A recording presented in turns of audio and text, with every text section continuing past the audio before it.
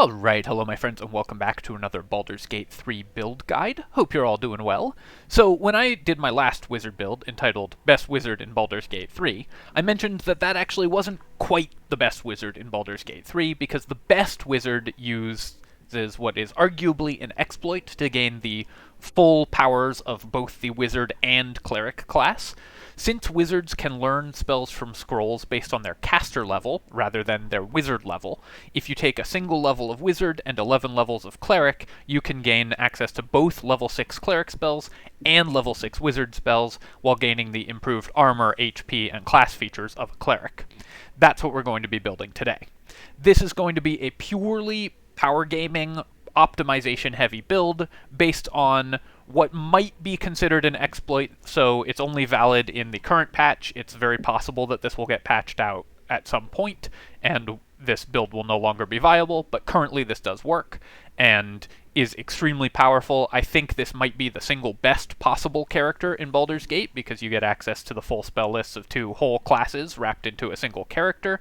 It's extremely viable as a party member for Gale or Shadowheart, and obviously excellent for a main character. It also gives you basically unparalleled solo potential, since you end up with extremely strong defense and offense and the full spell list of 2 classes. We're going to be using every trick and tool at our disposal to maximize the power level of this build, and there will be a couple minor spoilers during this build because we're going to be using specific items and features that we get throughout the game in order to increase the power level, but I figure if you're here looking at this build, you don't care about that because you just want the strongest character possible. To start off the build, we're going to take Wizard, and the reason for this is, honestly, it doesn't really matter which class you take first. The only difference in the end of the build is that Wizards get Intelligence saving proficiency, whereas starting with Cleric will get you Charisma saving proficiency. Both get Wisdom. But this will organize your character sheet so your wizard spells show up first, which is much more convenient to play since we'll be using wizard spells more heavily than we'll be using cleric spells. We need to fix our abilities here, so let's do that. And we're going to be using several respecs to change our abilities over the course of the run. So this is what we're going to start with at level 1, but we're going to change this stat layout a few times over the course of the run. You want 12 dexterity, at least, for initiative, and you won't be in heavy armor right off the bat, so although of course we will get heavy armor proficiency, but the extra point of AC, and then you need at least 14 wisdom just for your cleric spell slots in order to prepare your cleric spells, and in order to have decent wisdom for your cleric spells. Typically, with this build, we're going to be avoiding cleric spells that have save DCs, because our wisdom is going to be lagging behind our intelligence, and also the wizard spells that provide a save are slightly stronger, usually, than the cleric spells that provide a save, and the cleric spell list we're going to be using for buffs, primarily. For our skills, if you're a solo character, you might want to be taking some kind of conversation skill, but mostly this doesn't matter. Also, similarly, a solo character may want stealth because it's the most powerful ability for soloing. For Gale in a party, you might consider taking perception or something like that, because it's the most useful if you're not using this character as a party face or having them engage in conversations. But for the most part, the only choice that matters here is whether or not you're going to take conversation skills or stealth. For character race, also, of course, we are already intending to get heavy armor and shield proficiency from our cleric levels, so we don't need to take human, and the best race, as it almost always is in optimized build guides, is going to be Wood Elf because of the bonus movement speed. Although again, I think it's worth mentioning Halfling, because this character will always be concentrating on a spell, and also will end up with a very high concentration save from high constitution and con save proficiencies, so having the halfling's lucky ability to avoid losing concentration on a spell on rolling a natural 1 can be very useful. So I think your choice is between Wood Elf for mobility or halfling for lucky. For our spell selection, we of course are going to take Firebolt, very good for Wizard at level 1. You only usually need 1 damaging spell, although if you're worried about not having like enemies that are resistant to certain damage types, you could take 2, but usually what I would take here is just take Firebolt and then take Mage Hand and Minor Illusion, giving you access to the 2 best utility cantrips as well as Firebolt. Also, if you want to really drive YouTube commenters berserk, you can suggest taking True Strike, because oh boy did I get a lot of messages about suggesting that for the Eldritch Knight build, which was very funny to me because it's 1 cantrip of like 20 that build gets. Here, for our spells, we are going to not take... Normally I would suggest taking Fog Cloud because it's one of the best spells, but we're not going to take it because we're going to get it from our Cleric levels. But most important to have access to is Shield. This is the single best defensive tool in the game and gives you a very powerful reaction defensive tool and will combo very well with our Shield and Heavy Armor that we have later on. Grease is an excellent spell. Magic Missile is very important, especially in the early game. And then I quite like having access to Long Strider and Enhanced Leap on every character. Although, of course, we're going to be learning whatever spells we find in scrolls, so in the end we're going to have all of these available. It's also worth mentioning Find Familiar as a very powerful spell in the early game, because the Familiar can have all sorts of utility for us, but is also kind of fiddly to use, so whether you want to use a Familiar or not is up to you. I personally find them a little irritating in this game, just because you have to manage them all the time, but you can gain a ton of utility from that extra character in combat if you take it. Another option is Expeditious Retreat, which gives you a mobility spell. Incredibly useful, so keep an eye out for that as well. But let's assume that you're just taking this for now. Then, of course, we level up.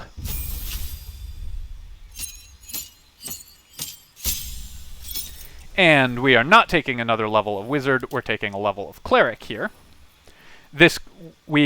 For our Cleric domain, we absolutely want to have Heavy Armor access, so we are stuck with War, Tempest, Nature, or Life domains as our possible options.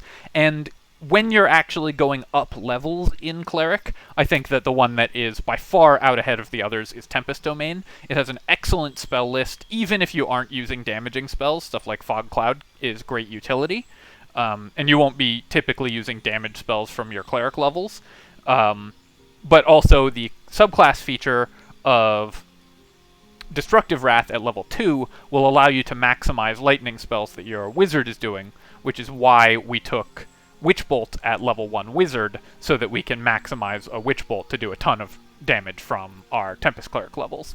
Lightning spells are some of the best damage output in the game because any enemy with the wet condition, such as by throwing water at them or casting Create Water, which as a Cleric will have access to, doubles the damage that they take from a lightning spell, and then you can maximize it starting at level 2 Cleric to guaranteed to do an enormous burst of damage from that spell. For our prepared spells at early levels, if you're in a party, you'll always want Bless. It's one of the best actions you can take. No matter what, you're going to want Healing Word. And then your last spell, the trick is just to avoid ones that have to-hit rolls or saves. So we just want ones that are purely utility. My favorite is probably Create or Destroy Water, although Sanctuary is also excellent if you are in a party rather than a solo character, because it just has a ton of utility. You have to be a little creative with its use, but you can really use it to screw up the enemy AI by making them unable to harm an ally. Our deity doesn't matter, but Selûne clerics do get a lot of bonus role-playing options, so that's kind of nice to take. When we hit level 2 Cleric, we get access to Destructive Wrath, which allows us to maximize lightning spells, so that's our main damage output, is any wizard-based lightning spell we can now maximize and double if we have Create or Destroy Water plus Destructive Wrath, and that's a huge boost. Also, because we're a Tempest Cleric, we get access to Heavy Armor, so we can now switch into Heavy Armor. Then, of course, since we are a level 3 character, I will show you kind of how the build actually functions, which is that even though we only have 1 level of Wizard, we are still a level 3 caster, which means we can learn up to level 2 Wizard spells from scrolls. So we can take this Scroll of Knock, and we can learn it, and now we can cast it as a Wizard spell, which means that we have access to the entire Wizard spell list as long as we can find scrolls. Ones to keep an eye out for are stuff like Misty Step, incredibly powerful, perfect on every character. Looks like I've already taught that to Gale, actually, in this save. But you should definitely try to learn that.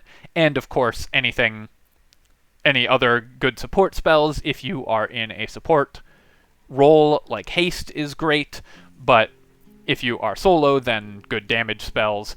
Really just learn every spell you come across, and then you can pick the best spells for the situation based on what is available to you and what scenario you find yourself in. As we continue to level Cleric, of course, we get access to higher level Cleric spells and higher level Wizard spells. So we already, at level 3, had access to level 2 spells. We haven't slowed down our spell progression compared to any other character. But now at level 3 Cleric, we're only one level behind on Cleric spell progression in addition to Wizard spell progression. So we are going to have both sets of spells. The most important spell from level 4 here is to gain access to Spiritual Weapon. The Wizard spell list doesn't have a great bonus action spell like this, and this is an incredibly strong action that only takes a bonus action, summons an enemy, summons a unit which enemies will focus their turns on trying to kill, and is extremely powerful. At this point, at level 4, we're very likely to have been able to take Anti-Ethel's Deal. So we're going to do a quick respec as well to set up our stats better. Let me just do that real quick. We'll, of course, make all the same choices, but I'm just going to show you the respec. So we are now going to swap our abilities around a bit, lose 2 in Dexterity, because we'll by now also have probably found a suit of heavy armor, and gain 1 point in Intelligence. Then we gain an additional point from Anti-Ethel's Deal, going to 18 Intelligence. So we are at the same level of casting stat that any other level 4 character would be at this point. So this is an extremely powerful extra option that you get from playing this character. And then we make all the same decisions otherwise. Just going to speed through that. Take Tempest Domain. Everything else doesn't really matter.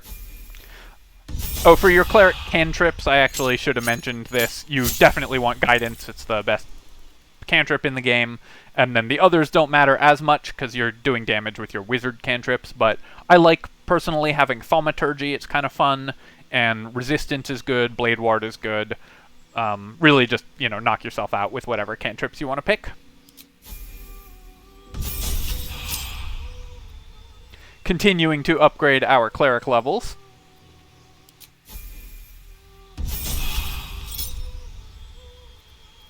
We get a feat here, and since we already have, at this point, 18 Intelligence because of Anti-Ethel's Deal, we can take 2 more Intelligence and hit 20 Intelligence starting at level 5, which is 3 levels early compared to a normal character.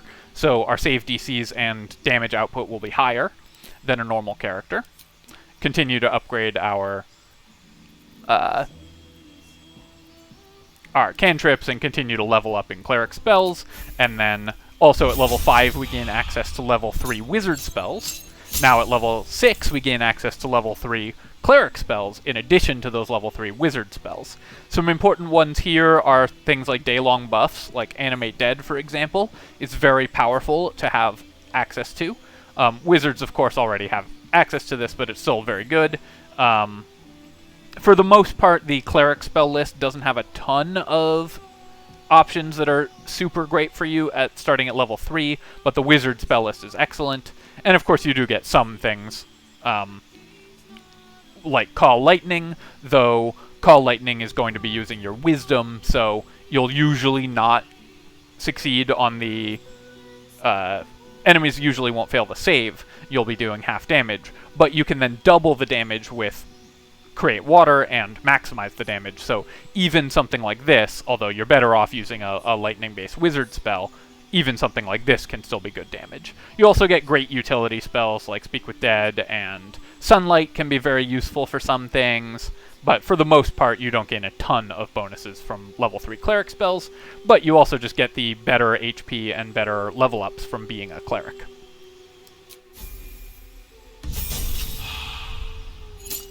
At level 7, you gain access to level 4 wizard spells, and also the push ability from Thunderbolt Strike, which is quite useful for a cleric. Obviously, pushing and repositioning enemies, or for a wizard, obviously pushing and repositioning enemies is extremely powerful.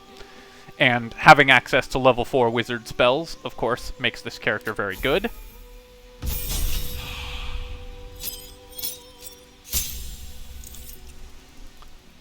Then you gain access to Freedom of Movement, which is a really nice one to have on the wizard spell list as well, to have access to as a wizard. Also things like Guardian of Faith doesn't require a save, so you can use that if you want to.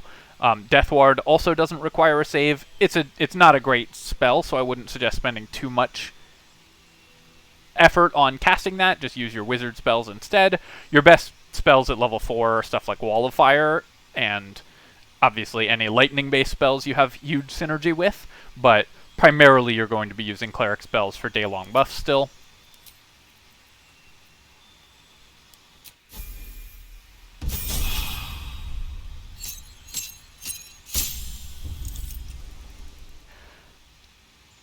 The bonus Divine Strike damage is not enormous from the Tempest Cleric at this point, but primarily you got Tempest Cleric for the level 2 maximization feature, and of course the spell access. And then at level 8 Cleric, you're now a 9th level Wizard effectively, which is great. Oh, I actually missed this, but sometime around this point, you are going to, around like level 6 or 7, you're going to have found the Gloves of Dexterity. So you are going to want to have Respect to remove your Dexterity and place that extra point into Wisdom sometime around level 6.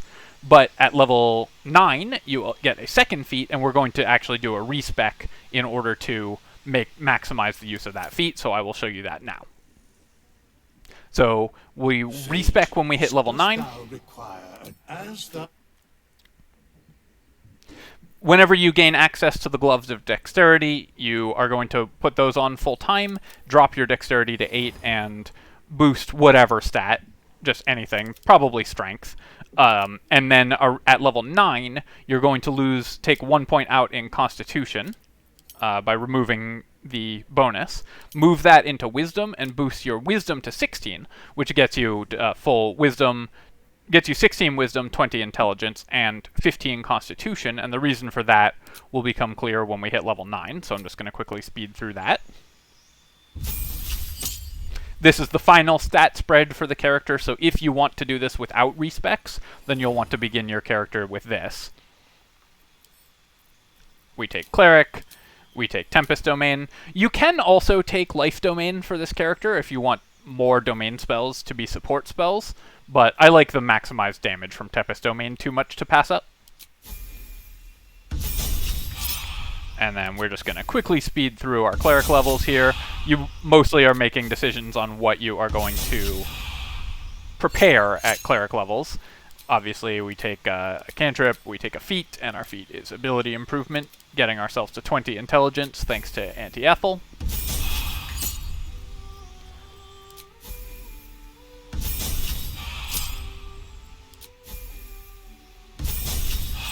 Speed through this real quick, and then at character level 9, we have access to 5th level wizard spells, which is excellent, and we also, because we used Anti-Ethel's Bargain, we get to take Resilient, which increases the ability of our choice by 1, and more importantly gives us save proficiency in that ability. So we can still hit 16 Constitution, making sure we have even numbers in all of our stats, and gain Constitution save proficiency, which means that we will very rarely save concentration checks, since this character wants to always be concentrating on spells, either cleric spells that are buffs, or wizard spells for damage, such as Wall of Fire, Telekinesis, and so on. The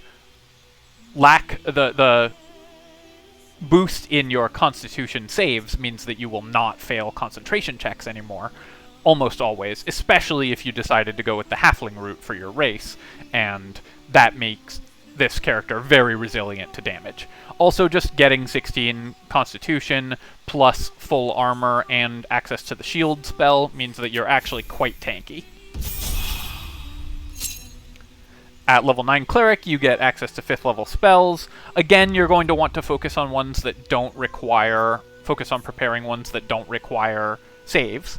But for the most part, you are just going to pick whatever spells you want based on what the situation is. Since you can always re-prepare spells out of combat, you can choose what spells you want access to based on what you are going to face.